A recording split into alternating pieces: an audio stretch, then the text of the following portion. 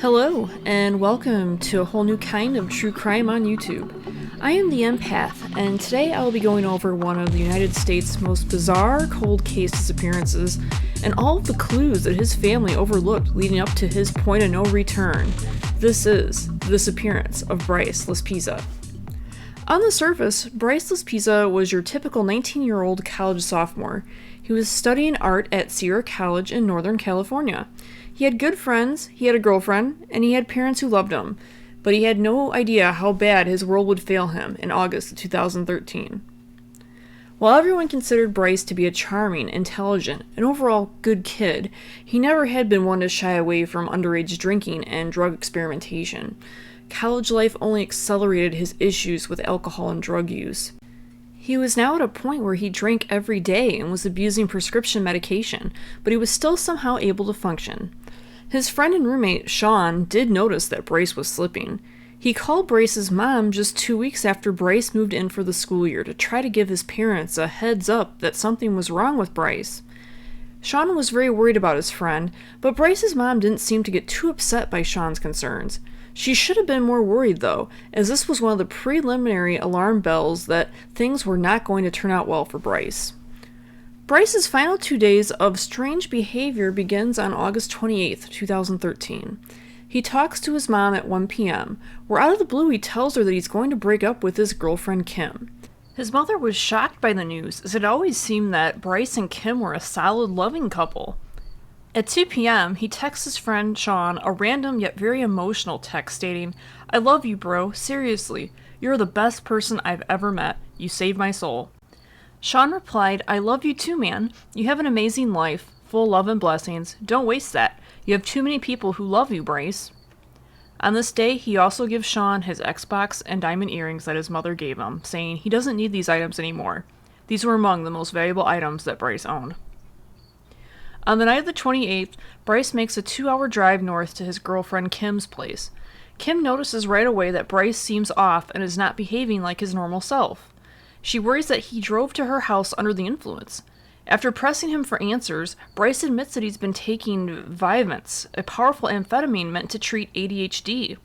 This drug is often abused on college campuses due to its ability to give energy boosts on a level parallel to meth. Bryce was not taking this drug to treat ADHD, but instead he tells Kim it is to help him stay awake all night when drinking and playing video games. Kim is quite shocked by this confession, as this does not sound at all like something Bryce would do. Bryce then proceeds to break up with Kim. He thinks that she would be better off without him. The breakup is out of the blue, and Kim questions if this breakup is due to the drugs that he's on. When Bryce wants to leave her apartment, Kim takes his car keys from him and says that he should take a nap first before getting back on the road. But Bryce pushes back and says that he would rather just leave and demands his car keys back. Kim ends up talking to Bryce's mother on the phone and tells her that her son is behaving abnormally and that he should not be behind the wheel while he's in this state. Bryce tells his mom that Kim is just mad that he dumped her and to tell Kim to just give him back his car keys. He also tells his mom that he will be collecting his thoughts before seeing her next, as there is a lot he wants to talk to his parents about when he sees them, but he refuses to say what exactly he wants to talk about right then and there. Unfortunately, Bryce's mom does not connect the dots with the concerned call from his roommate and now the alarming call from his girlfriend. The call to Bryce's mom ends with her ordering Kim to give Bryce back his keys so that he can drive back to his apartment. Begrudgingly, Kim complies and Bryce leaves her apartment around 11:30 p.m. Bryce's mother assumes that he's making the trip back to his apartment and she goes to sleep for the night. At 11 a.m. the next day, the car insurance company calls Bryce's mom. She finds out that roadside assistance was required for Bryce's 2003 Toyota Highlander. She tries to get a hold of Bryce, but he doesn't answer his cell phone.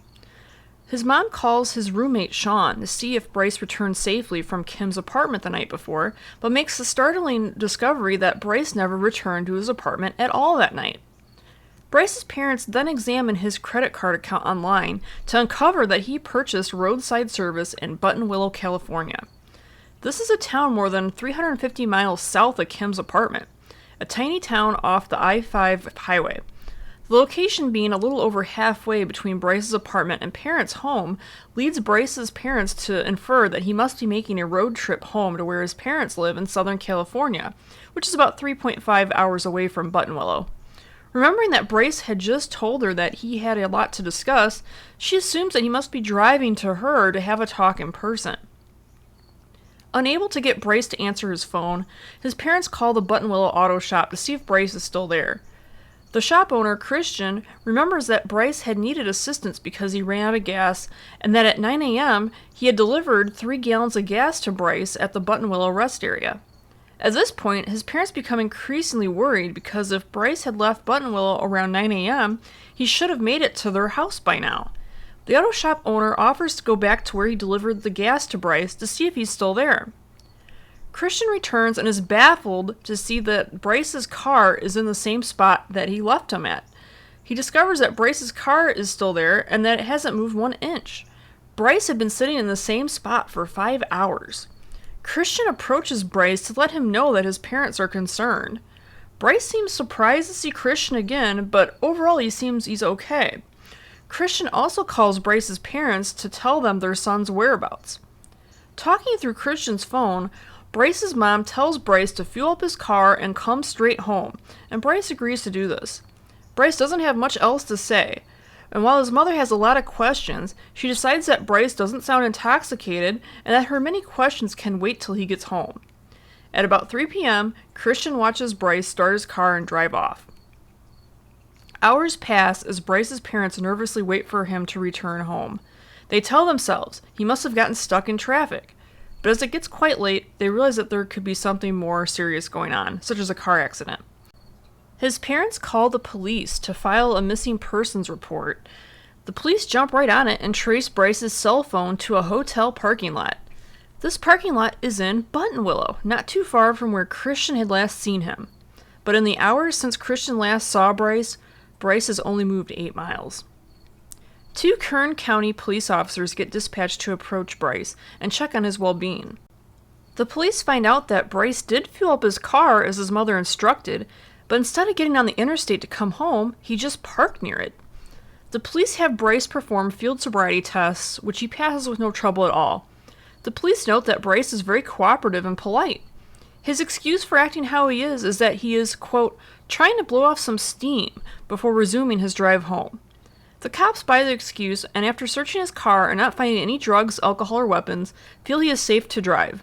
Even with his strange behavior lately, there is no legal excuse to detain Bryce just because his parents are worried about him. The police do tell Bryce that he needs to talk to his parents, though, before they let him go. At this, Bryce changes his attitude and is very reluctant to call home. The cops are surprised that Bryce hesitates to call, even when they tell him how concerned his parents are for him. Bryce refuses to call home, so one of the officers takes Bryce's phone and calls his parents for him. The cop tells Bryce's mom that he seems to be just fine to drive. The officer hands Bryce the phone where him and his mom speak briefly. She tells Bryce to go get something to eat and then to get back on the road. Bryce agrees and the cops leave, assured that Bryce will get back on the road. Several hours later, with no word or sign of Bryce, his parents are not as convinced as the police that their son is fine. They call Christian, the service shop owner in Buttonwillow, once again, with the request that he go drive to where the police spoke to Bryce to see if he had gotten on the road. At this point, it's now extremely late on the 28th, but Christian is a good person and wants to help Bryce's parents however he can. Christian drives to the hotel parking lot where he was told the police last spoke to Bryce. Christian is simply floored at this point to see the young traveler's car that he'd serviced at 9 a.m. that day still there in Buttonwillow, California. Christian assumes that maybe Bryce is lost and just can't get his bearings straight on how to get back onto the interstate. Bryce seems to realize that he's freaking people out and that he better get back on the road. It's like he doesn't want to be bothered by his parents or attract the police's attention anymore. Bryce agrees to everyone that he'll get back on the interstate, and worried that he might be lost, Christian follows Bryce more than 10 miles on the interstate until he is confident that Bryce will be fine in figuring out the rest of his way home. Christian tells Bryce's parents that Bryce is on Interstate 5 and is headed their way home. After more than 13 hours in Buttonwillow, Bryce finally begins to move again.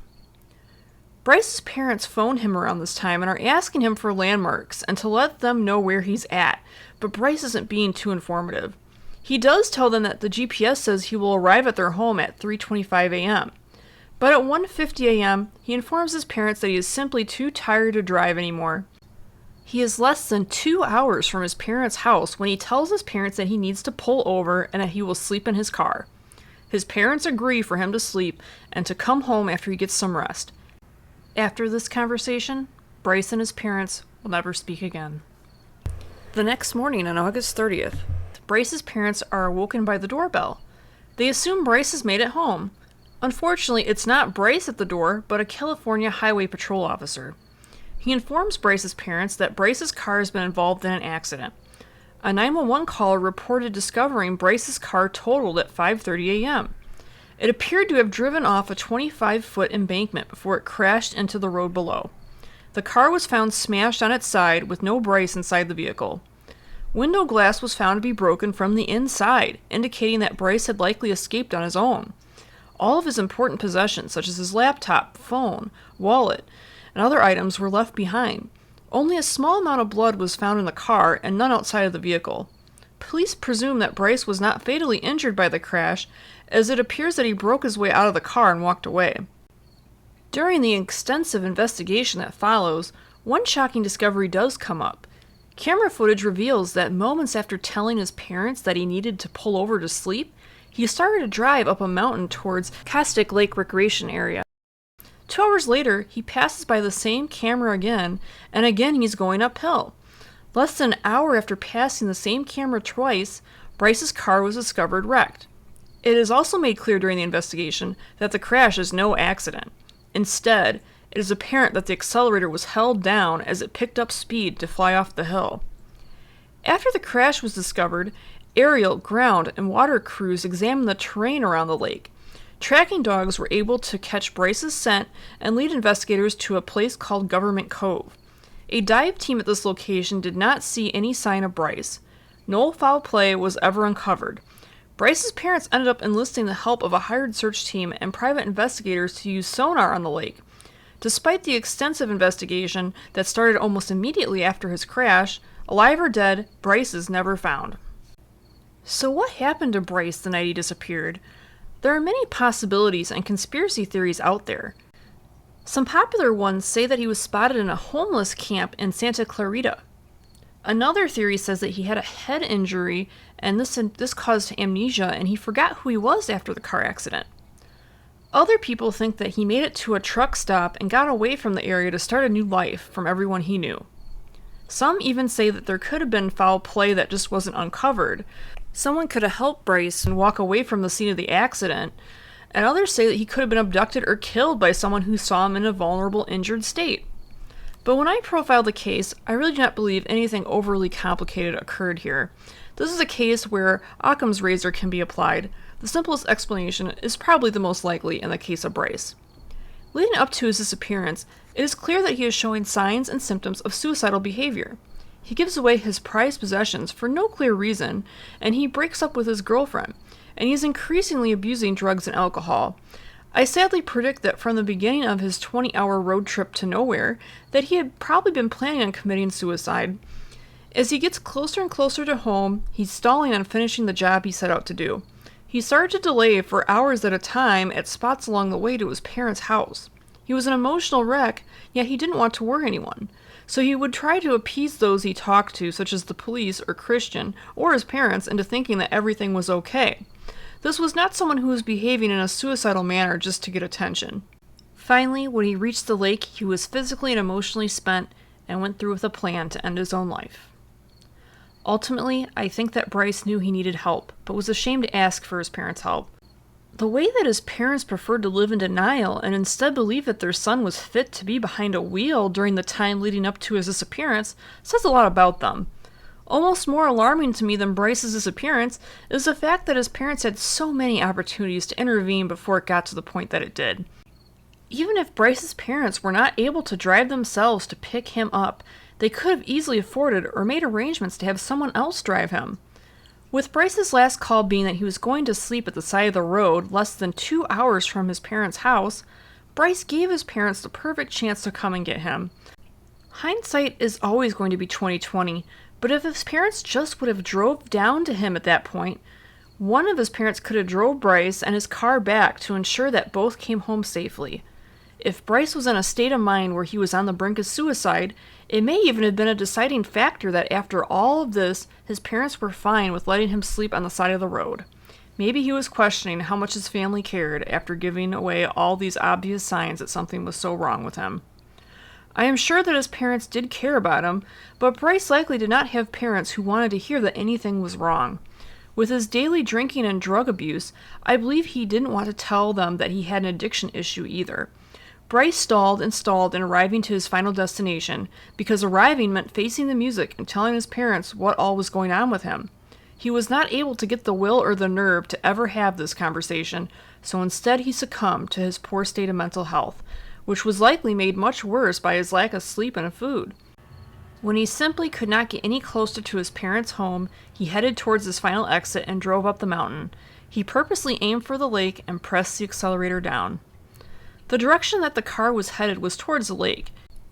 If you consider what the top of this hill would have looked like in the dark, there is an optical illusion that looks as if the car drove right off this hill, it would crash right into the lake below.